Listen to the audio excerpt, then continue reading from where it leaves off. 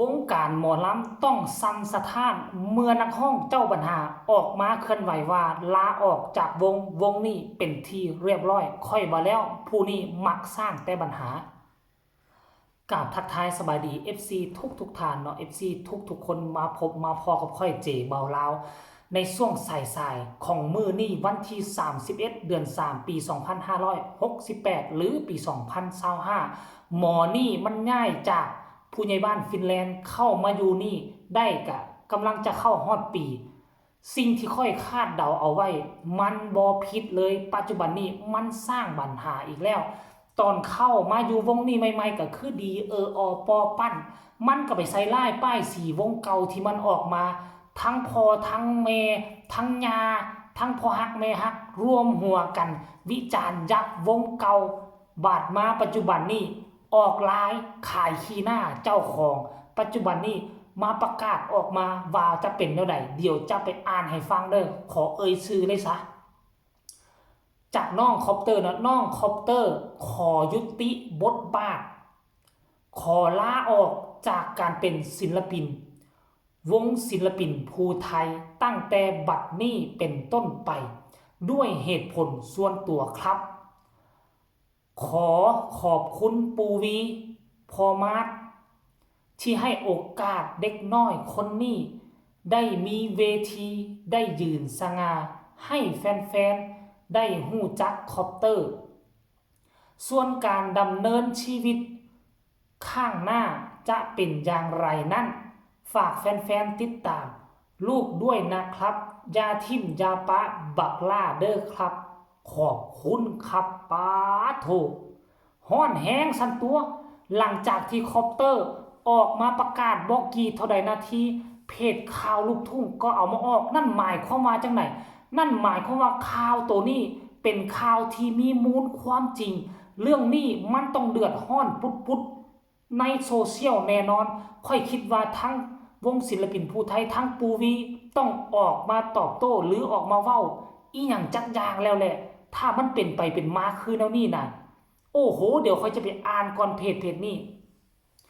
หลังจากคอปเตอร์บวชสามเณรและลาศึกออกเมื่อวันที่29เดือน3ล่าสุดมื้อนี้31ห่างเพียงแต่2มื้อคอปเตอร์ได้โพสต์เฟซลาออกจากหมอลำศิลปินภูไทยด้วยเหตุผลส่วนตัวน้องคอปเตอร์ขอยุติบทบาทขอลาออกจากการเป็นศิลปินภูไทยวง ศิลปินภูไทยตั้งแต่บัดนี้เป็นต้นไปด้วยเหตุผลส่วนตัวครับว่าซั่นโอ้โหท่านผู้ชมพวกเจ้าได้ยินจากปากศิลปินและจากข่าวหลายๆสำนักข่าวที่เอาออกมาเฮ็ดพวกเจ้าคิดว่ามันเป็นไปเป็นมาคือแนวใดถ้าบ่มีปัญหากันศิลปินคนนี้คงจะบ่ออกกลางคันแบบนี้เพราะอย่าลืมว่าการออกกลางคันแบบนี้ต้องได้จ่ายนักตามกฎของสมาคมวงหมอลำแห่งประเทศไทยจ่ายอย่างน้อยต้อง1ล้านหา2ล้านถ้าจะไปขึ้นกับวงใดวงนั้นต้องมาจ่ายให้ถ้าตามกฎระเบียบของวงของสมาคมแต่ค่อยบ่ฮู้ว่าการออกครั้งนี้การลาออกครั้งนี้ละแม่นได้ล้มได้คุยกันกับหัวหน้าวงบ่กับปูวีเป็นที่เรียบร้อยแล้วบ่คนที่เจ็บช้ำน้ำใจค่อยคิดว่าเป็นปูวีแน่นอนเพราะปูวีให้ความเชื่อมั่นไว้เนื้อเชื่อใจออกมาประกาศเป้งๆว่าค่อยบังคับได้ค่อยสามารถบอกสอนได้เพราะเด็กน้อยคนนี้เป็นคนคือค่อยตอนยังน้อยๆเลยด้อยโอกาสเป็นคนที่น้ำเสียงบ่ม่วนหลายคนตำหนิติเตือนวิจารณ์ตอนค่อยยังน้อยก็เป็นแบบนี้ค่อยเป็นคนมีปมน้อยคือบักลาค่อยก็เลยอยากเฮ็ดให้บักลาประสบผลสำเร็จคือค่อยให้ได้แต่ว่าในที่สุดมือนี้มันได้รับการพิสูจน์แล้วว่าเด็กคนนี้ครอบครัวของเด็กคนนี้เป็นเด็กที่หัวแข็งรวมทั้งแม่ฮักบางคนเป็นคนที่หัวแข็งเพอในลงไปจากนี้อาจจะไม่ได้ไปขึ้นวงใดแม่ฮักคนนั้นอาจจะตั้งวงใหม่ให้เพราะความสามารถและเขามีเงินมีทองซื้อทั้งรถให้บ่ซื้อทั้งดินปุกทั้งเฮือนให้แล้วอันภาษาวงหมอลำเขาสิตั้งให้บ่ได้บ่อาจจะเป็นแม่ฮักตั้งให้ ค่อยเคยเห็นคลิปเกี่ยวกับหมอลำคนนี้ค่อยใส่หัวข้อว่าหมอลำเจ้าปัญหาหลายคน FC ของน้องคอปเตอร์ยังมาเว้าแนวนั้นแนวนี้ตั้งหัวข้อบ่ม่วนบ่ให้เกียรติเพราะมันเป็นหมอลำเจ้าปัญหาอีหลีนี่สร้างปัญหาออกจากวงเก่ามาก็ทิ่มโทษใส่วงเก่ามาอยู่วงปูวีก็สร้างปัญหาและสร้างปัญหาอยู่ในวงยังบ่แล้วให้หัวหน้าวงไปทะเลาะวิวาทกับผู้ปกครองของตนเองไปทะเลาะวิวาทกับแม่ฮักบางคนและล่าสุดนี่กลุ่มบ้านฮักแม่ฮักทะเลาะโจมตีกันเองแม่ฮักส่วนใหญ่น่ะ 90% บ่มักแม่ฮักคนหนึ่งหั่นก็ตีกันทะเลาะกันจนเฮ็ดให้กลุ่มบ้านฮักแตกแยกเกิดความบ่พอใจผ่านไปบ่ฮอดเดือนเฮ็ดจังได๋ว่าได้ยินข่าวว่าลาออกแล้วอันการที่เจ้าลาออกหั่นลาออกถูกต้องตามกฎแล้วบ่ไปขอไปลาเฮ็ดขันห้าไปกราบไปขอขมาปูวีแล้วหรือยังปูวีเป็นบรมครูแห่งวงการหมอลำบ่ว่าจะอยู่ทางฝั่งไทยฝั่งลาวหมอลำอยู่ทางฝั่งลาวนี่ก็เคารพนับถือลาวเ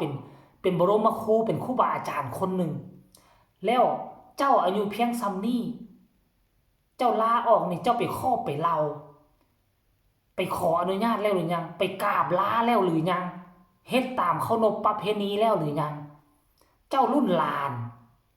การที่เจ้าออกมาประกาศโป้งๆแบบนี้ถ้าเจ้าบ่ได้ไปขอบไปลายังเป็นลายลักษณ์อักษรเจ้าหากินบ่ขึ้นบ่เกินแน่นอนเจ้าเฮ็ดกับคนแบบนี้หั่นนะออกกลางคันเขาเฮ็ดให้เจ้าเว้าตามซื่อว่าเจ้ามีรถเจ้ามีเฮือนทุกมื้อนี้เพราะไผเพราะศิลปินผู้ไทยเพราะปูวีถ้าปูวีบ่ไปเอาเจ้าออกจากคนจากโตมาเจ้าถูกไล่ออกจากวงเก่าซะวงเก่านี่เจ้าบ่ได้ลาออกนี่ถูกไล่ออกมาได้เขาบ่เอาเจ้าได้หรือว่าอยู่วงนี้มาเกิดละหองละแหงกันแล้วฮู้ข่าวว่าเขาจะไล่ตัวออกบ่ตัวเฮ็ดบ่ถูกบ่ต้องเฮ็ดให้สร้างแต่ความเดือดร้อนให้วงเขาหรือย่านเขาไล่ออกย่านเฮ็ดตัวเองขายขี้หน้าก็เลยว่าซิ่งลาออกก่อนซั่นบ่ท่านผู้ชมถ้าไผเป็น FC นอกคอปเตอร์เห็นดีหรือบ่เห็นดีก็อย่าเนาะไผฮู้ข้อมูลเรื่องความจริงขอให้ส่งมาให้เจบ่าวลาวแน่ค่อยก็อยากฮู้ข้อมูลความจริงว่าความเป็นไปเป็นมาได้ทะเลาะวิวาทกันอีหยังต่างๆบ่สาเหตุให้การลาออกส่งข้อมูลความจริงมาแล้วค่อยก็จะเอามาเฮ็ดข่าวค่อยก็อยากเฮ็ดข่าวแบบบ่ต้องเดาซุ่ม4ซุ่ม5น่ะเนาะเพราะมันข่าวครั้งนี้การออกมาเคลื่อนไหวบ่ได้ระบุอีหยังเลยว่าเรื่องส่วนตัวอีหยังคันสิว่าเจ็บเป็นเห็นอุ่นน้องก็อายุน้อยก็บ่น่าจะป่วยนะมันต้องมีปัญหาดังที่พวกเขาเจ้าค่อยฮู้แล้วมีปัญหากันมาตั้งแต่ผู้ปกครองตั้งแต่แม่ฮักพ่อฮักมีปัญหากันมาตลอดอาจจะบ่เกี่ยวกับเรื่องเจ็บเรื่องเป็นหรอกเรื่องมีปัญหากันนี่แหละเอ้าติดตามตอนต่อไปให้กดติดตามจีเบาลาวเอาไว้กดติดตามคลิปนี้กดไลค์กดแชร์คลิปนี้ค่อยจะติดตามเบิ่งว่าทั้งศิลปินผู้ไทยทั้งปูวีจะออกมาเคลื่อนไหวอีหยังและค่อยจะเอามาออกข่าวให้พวกเจ้าฮู้ฮีบด่วนทันทีคลิปนี้ขอฝากไว้สำนี้ฝากทุกคนกดไลค์กดแชร์กดติดตามเพื่อจะเอาพลาดในคลิปต่อไปที่สำคัญจะกดข้ามโฆษณาไผมีคำตำหนิติชมไผมีคำตำหนิติเตือนไผเป็น FC ของน้องคอปเตอร์เข้ามาคอมเมนต์รัวๆแลกเป็นบทเรียนนำเจบ่าวลาวลองเบิ่งเจบ่าวลาวอยากฮู้คลิปนี้ฝากฝังไว้สำนี้สบายดี